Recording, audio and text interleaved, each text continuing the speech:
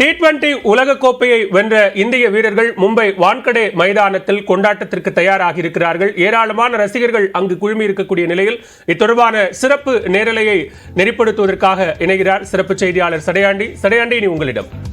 நன்றி பாலவேல். 17 ஆண்டுகளுக்கு பிறகு 2007ஆம் ஆண்டு மகேந்திர சிங் தோனி கொண்டாடிய அந்த வெற்றி கொண்டாட்டத்தை மீண்டும் ஒரு முறை ரோஹித் சர்மா நிகழ்த்தி காட்ட இருக்கிறார். வெற்றி கொண்டாட்டம் சிறப்பு நிகழ்ச்சிக்குள் வாங்க செல்லலாம்.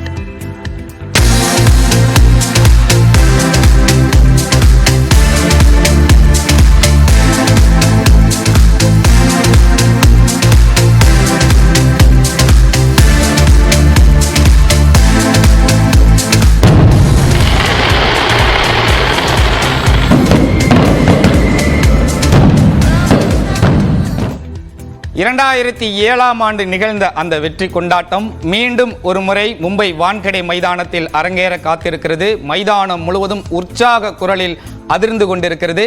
T20 உலகக்கோப்பை நாயகன்களை பாராட்டுவதற்காகவும் இந்திய கிரிக்கெட் கட்டுப்பாட்டு வாரியம் மட்டுமல்ல, ஒட்டுமொத்த இந்திய ரசிகர்களும் தயாராகி கொண்டிருக்கிறார்கள்.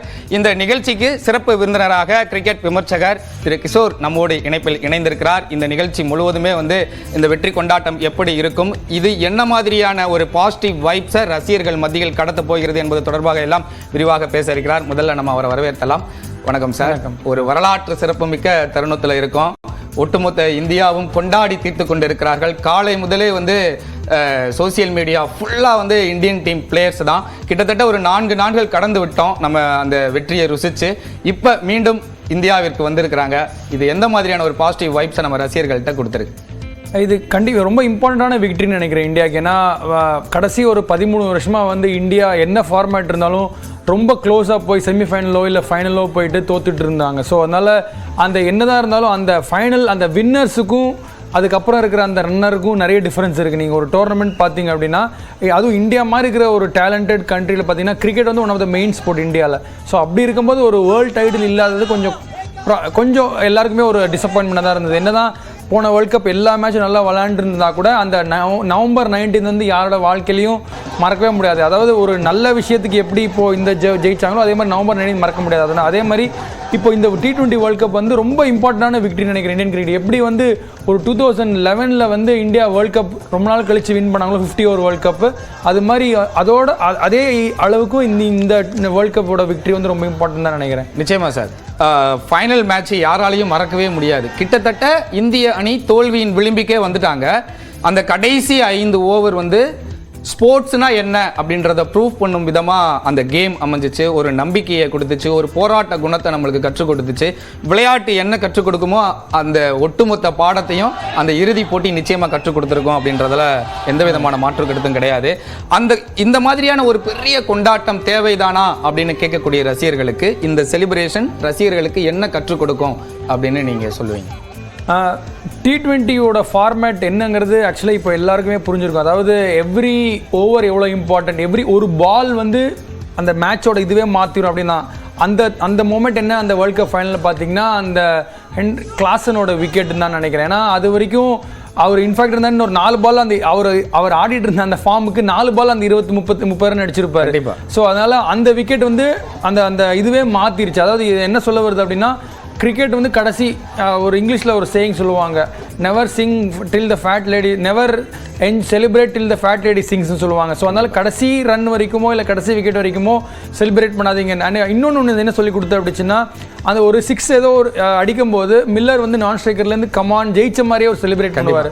ஸோ ஐ திங்க் அவங்க மைண்டில் ஆல்ரெடி ஜெயிச்சிட்டாங்க அப்படின்னு நினச்சிட்டாங்கன்னு தான் நான் நினைக்கிறேன்.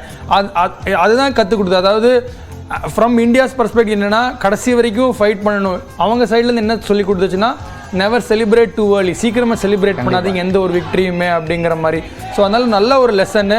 அண்ட் ஆல்சோ நான் முன்னாடியே சொன்ன மாதிரி இந்தியாவுக்கு இது ஒரு பெரிய வேர்ல்ட் கப் வின்னு நினைக்கிறேன். ஏன்னா அடுத்த ஜென்ரேஷன் நீங்கள் பார்த்தீங்கன்னா இப்போ கோலி, ரோஹித் சர்மா எல்லாருமே ஆல்மோஸ்ட் T20லேயும் ரிட்டையர் ஆகிட்டாங்க, அடுத்த ஃபார்மேட்லேயும் ரிட்டையர் ஆகிடுவாங்க. ஸோ ஸ்லோவாக ஒரு சீனியர் கிரிக்கெட்டராக ரிட்டையர் ஆவாங்க. ஸோ எப்படி சச்சின் முடிச்சு கோலி அந்த ஜென்ரேஷன் ஸ்டார்ட் ஆச்சோ அதே மாதிரி அந்த 2011 வேர்ல்ட் கப் இந்த கிரிக்கெட்டர்ஸ்க்குலாம் ஒரு பெரிய ஒரு இன்ஸ்பிரேஷனாக இருந்தது. ஸோ சிமிலர்லி இந்த வேர்ல்ட் கப் வின் அடுத்து வரக்கூடிய ஜென்ரேஷனுக்கு ஒரு பெரிய இன்ஸ்பிரேஷனாக இருக்கும்னு நினைக்கிறேன். நிச்சயமா அந்த மகேந்திர சிங் தோனி அந்த ரேலியில் அந்த ஓப்பன் பஸ் செலிப்ரேஷனில் அந்த காட்சிகள் இன்னும் யாருனாலையும் மறந்திருக்கவே முடியாது. ஸோ அந்த மாதிரி ஒரு பிரிக் செலிப்ரேஷனை ரோஹித் சர்மா திருப்பி கொண்டு வந்திருக்கிறாரு. அவர் மேலே நிறைய விமர்சனங்கள் இருந்துச்சு ரோஹித் சர்மா மேலே. நீங்கள் முன்னாடியே குறிப்பிட்டது போல் லாஸ்ட் மேட்ச்சில் வந்து லூஸ் பண்ணிடுவாங்க, ஃபைனல் வரைக்கும் வந்து லூஸ் பண்ணிடுவாங்க, கப்புக்கு பக்கத்தில் வந்துட்டு அதை விட்டு கொடுத்துட்டு போகிறப்ப என்ன மாதிரியான ஒரு மன வேதனையில் இருந்திருப்பாங்க. ரோஹித் சர்மா மேலே நிறைய விமர்சனங்களுக்குலாம் உள்ளானாரு. இப்போ அதை திருப்பி நிகழ்த்தி காட்டும் பொழுது எப்படி இருக்கும், பிளேயர்ஸுக்கும் அந்த செலிப்ரேஷனில் எப்படி இருக்கும்னு ஃபீல் பண்ணுறேன்? ஆக்சுவலி இது அவங்களுக்கு வந்து ரொம்ப சாட்டிஸ்ஃபேக்ஷனாக இருக்கும்னு நினைக்கிறேன். ஏன்னா ஆஸ் அ பிளேயர் வந்து நம்ம நீங்கள் சொன்ன மாதிரி நவம்பர் 19க்கு அப்புறம் நிறைய பேர் வந்து ரோஹித் சர்மா வந்து ஐபிஎலுக்கு தான் லாய்க்கு, இந்தியன் டீம் வந்து ஜெயிக்க வைக்க முடியாது, ஐ மீன் நிறைய விமர்சனத்துக்கான அண்ட் ஆல்சோ செலக்டர்ஸ் கோச் எல்லாத்துக்குமே ஒரு பெரிய பாராட்டு தான் கொடுக்கும். ஏன்னா அதுக்கப்புறம் இவ்வளோ 6 months கேப்பில் வந்து அதே கேப்டன் அதே டீமை வந்து அவங்க வந்து ஒரு ஏன்னா இந்த வேர்ல்ட் கப்புக்கு முன்னாடி கூட அவங்க டீம் எடுக்கும்போது நிறைய பேர் கிரிட்டிசைஸ் பண்ணாங்க, இவர் இல்லை அவர் இல்லை. ஆனால் வந்து அவங்க வந்து ஒரு பிளானில் ஸ்ட்ரிக் பண்ணாங்க. அண்ட் ஆல்சோ நீங்கள் பார்த்தீங்கன்னா வேர்ல்ட் கப் ஃபுல்லாக பார்த்தீங்கன்னா 12 பேர் தான் விளையாண்டாங்க, ஒரு 3 பேர் விளையாடவே இல்லை.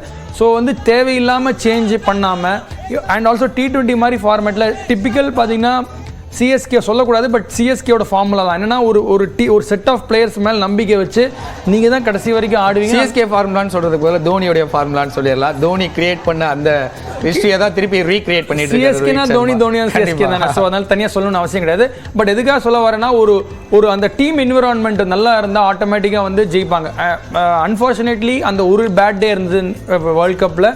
பட் அதுக்கு ஐ திங்க் இந்தியா வந்து டிசர்விங் வின்னர்ஸ் தான் நினைக்கிறேன். ஏன்னா இந்த வேர்ல்ட் கப் ஃபுல்லாக பார்த்தீங்கன்னா T20 மாதிரி ஒரு ஃபிக்கல் ஃபார்மேட்டில் வந்து எல்லா மேட்சுமே ஜெயிச்சு டோர்னமெண்ட்டுக்கு ஃபஸ்ட் டைம் நடக்குது. ஏன்னா அங்கங்கே ஒரு ஸ்லிப் நடக்கும்.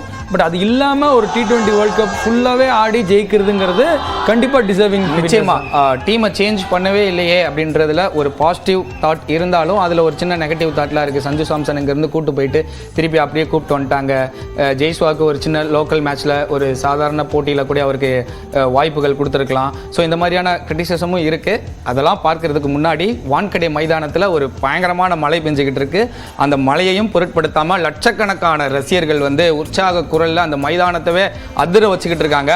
மும்பை வான்கடை மைதானத்தில் இவ்வளவு ரசிகர்கள் ஒரு பக்கம் வெற்றி கொண்டாட்டத்தில் திளைத்து கொண்டு இருக்கும் பொழுது தமிழ்நாட்டு ரசிகர்கள் எப்படி செலிப்ரேட் பண்றாங்க அப்படின்றத தெரிவிப்பதற்காக கோயம்புத்தூர்ல இருந்து நமது செய்தியாளர் பிரசன்னா இணைப்பில் இணைந்திருக்கிறார். பிரசன்னா, இந்த மாதிரியான ஒரு வெற்றி கொண்டாட்டம் நம்ம ரசிகர்களுக்கு எந்த அளவுக்கு எதிரொலிச்சிருக்கு, அவர்களுக்கு என்ன மாதிரியான நம்பிக்கையை இந்த கொண்டாட்டம் விதைத்திருக்கு அப்படின்றத நீங்க ரசிகர்கள்ட்ட இருந்தே கேட்டு பதிவு பண்ணலாம்.